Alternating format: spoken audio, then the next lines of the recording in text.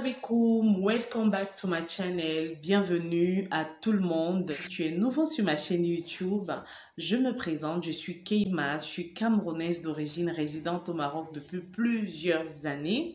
Sur cette chaîne, je partage mon expérience professionnelle. Donc aujourd'hui, je viens tout simplement te partager mon premier appel dans le centre d'appel, mes premières semaines dans le centre d'appel. Est-ce que ça a été facile pour moi? Ça a été difficile pour moi?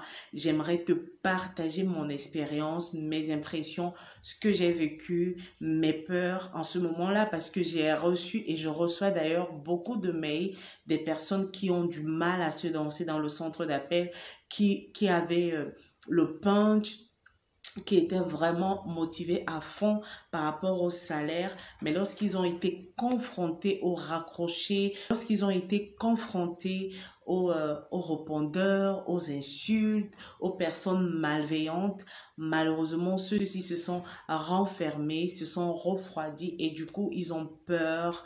Vous avez peur tout simplement de continuer. Alors, j'aimerais tout simplement te partager mon expérience à moi, mes premières semaines dans le centre d'appel, comment ça a été.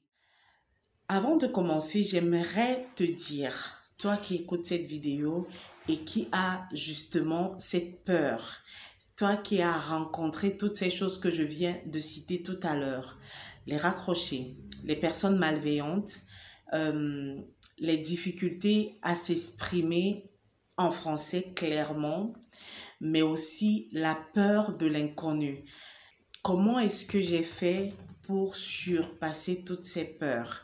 Alors, la première des choses, ce qui m'a encouragée à me lancer dans le centre d'appel personnellement, c'est la première fois que je suis allée dans le centre d'appel, j'ai suivi une formation. Il faut dire que quand on passe des formations, justement, on est un tout petit peu rassuré parce qu'on vient apprendre. On fait de la théorie. La théorie n'est pas du tout compliquée parce qu'on écrit, d'accord? On écrit, on se sent bien. Peut-être on peut faire des formations dans certains centres d'appel d'un mois, parfois d'une semaine, de 2 semaines, peu importe la durée de formation. Généralement, en théorie, on est à l'aise. On ne pense pas justement à ce qui nous attend dans la pratique. Maintenant, quand les jours commencent à arriver, les jours proches de la pratique commencent à arriver, en ce moment-là, la peur commence à naître. Et moi, c'était mon cas. J'avais peur. J'avais peur de l'inconnu. Quel inconnu? Moi, j'ai appris à parler français.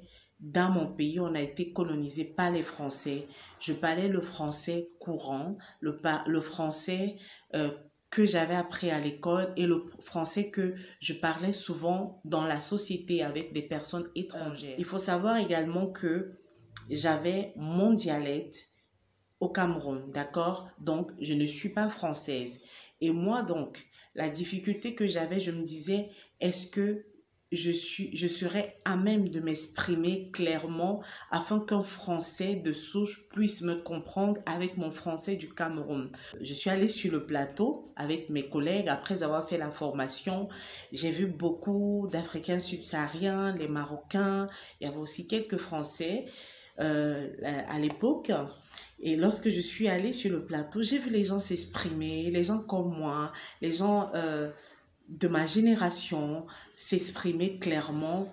Il y a une chose que je me suis dit, c'est cette chose qui m'a encouragée, qui m'a motivée. Je dis intérieurement que si cette personne, ces filles sont capables de s'exprimer en français, de tenir des conversations, donc je suis capable également de le faire.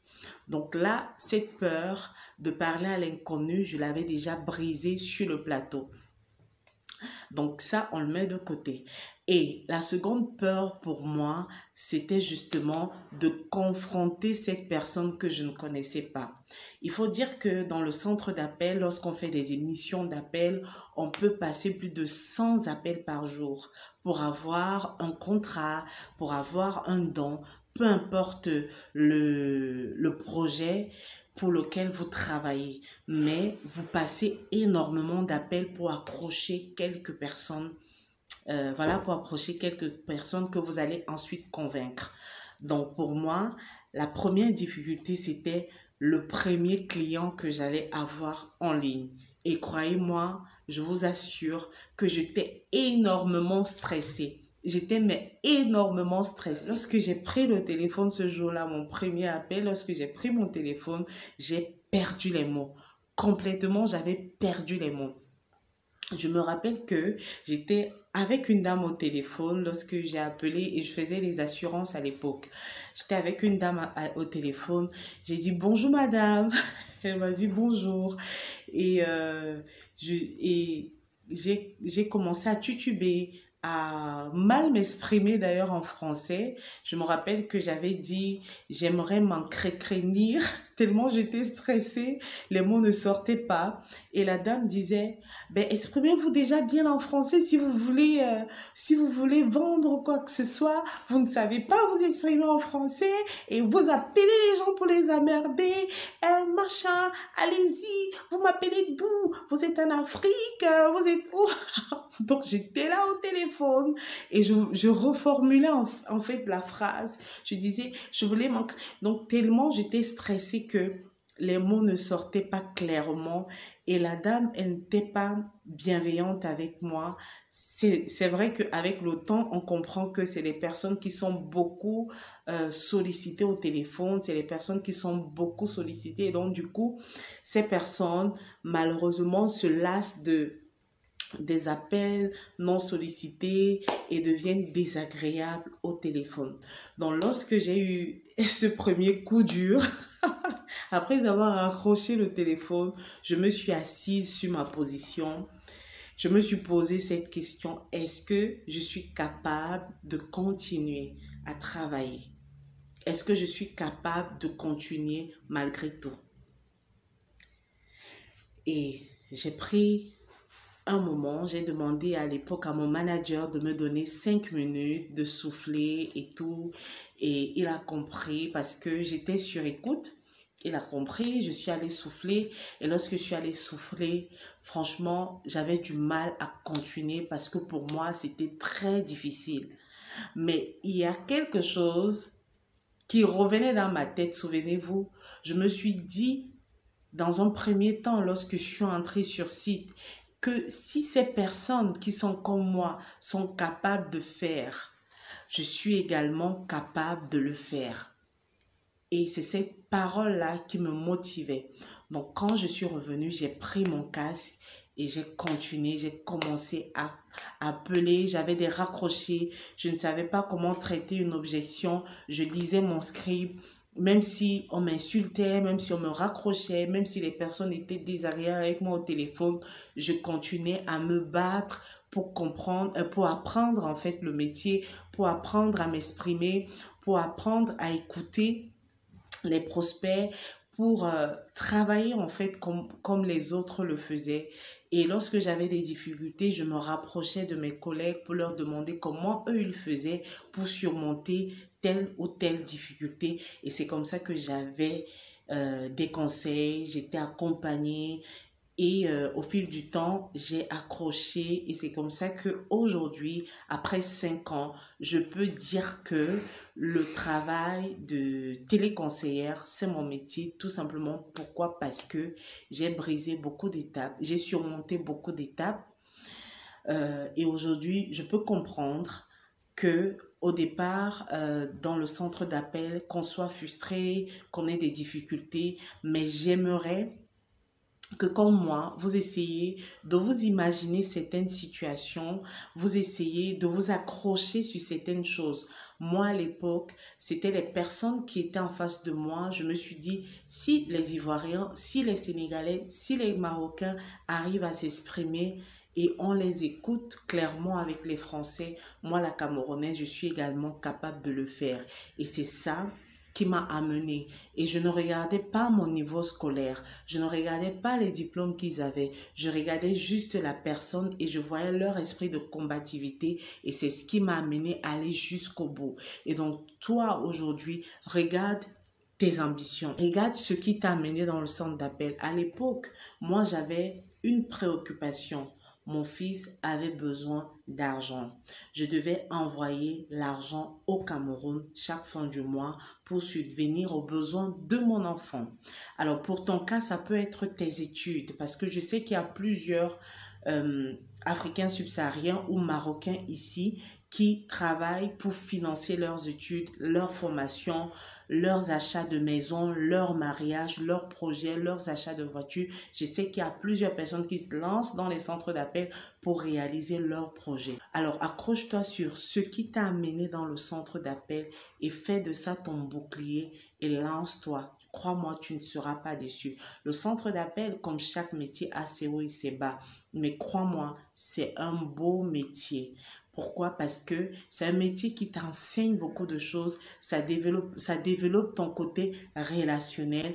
Alors, dans 2 semaines, je suis en train de mettre en place justement des lives avec des compatriotes résidant ici au Maroc qui vont nous partager justement leur expérience, qui sont partis de téléconseillers à entrepreneurs résidant au Maroc qui ont créé des sociétés à travers le centre d'appel.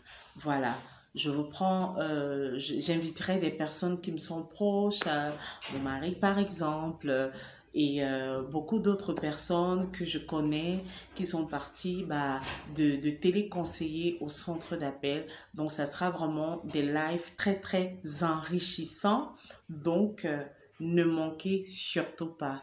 Restez scotchés, restez connectés. Alors, si cette vidéo t'a plu, j'espère que avec ma petite expérience du début dans le centre d'appel, j'ai pu t'aider. J'ai pu te transmettre le courage et la force de continuer dans cette aventure. Et crois-moi, c'est une très belle aventure. Il faut tout simplement aimer son métier. Il faut enlever la peur. Il faut avoir une raison pour laquelle on travaille. Moi, personnellement, au jour d'aujourd'hui, je travaille dans le centre d'appel premièrement parce que j'aime ce travail. Moi, j'aime le relationnel. J'aime beaucoup parler. J'aime rencontrer les gens. J'aime m'exprimer au téléphone. J'aime passer du temps même avec des inconnus au téléphone. Je suis comme ça. Et la deuxième des choses qui m'accroche, c'est mes enfants. Je travaille parce que j'ai des enfants et je dois apporter quelque chose à mes enfants chaque fin du mois. La troisième des choses, c'est moi, mon épanouissement en tant que femme, ma liberté financière. Voyez-vous? Donc, trouvez-vous des raisons qui vous permettront de rester et de continuer de faire carrière dans le centre d'appel. Alors, si cette vidéo t'a plu, eh bien, encourage-moi, laisse un commentaire, dis-moi quel est le sujet que tu aimerais que j'aborde sur la prochaine vidéo. Partage-la également dans les groupes, autour d'une personne qui a des difficultés à se lancer dans le centre d'appel. Donc, pour terminer, j'aimerais juste te dire que nous, les Africains, qu'on soit Africains, qu'on soit Européens, toutes les personnes qui tomberont sur cette vidéo, qui ne sont pas français de souche, sachez que le français, c'est une langue comme toutes les autres langues. D'accord? On apprend à parler une langue chaque jour en la pratiquant. Donc, la peur de s'exprimer en français ne doit pas te bloquer à te lancer dans ce métier du centre d'appel qui est un merveilleux métier. Restez scotchés, laissez-moi des commentaires, encouragez-moi avec des likes, encouragez-moi dans mon petit travail afin que je puisse de temps en temps vous faire des vidéos assez souvent. Ça va beaucoup m'aider. Que Dieu vous bénisse. Prenez soin de vous et sortez couverts. À très bientôt.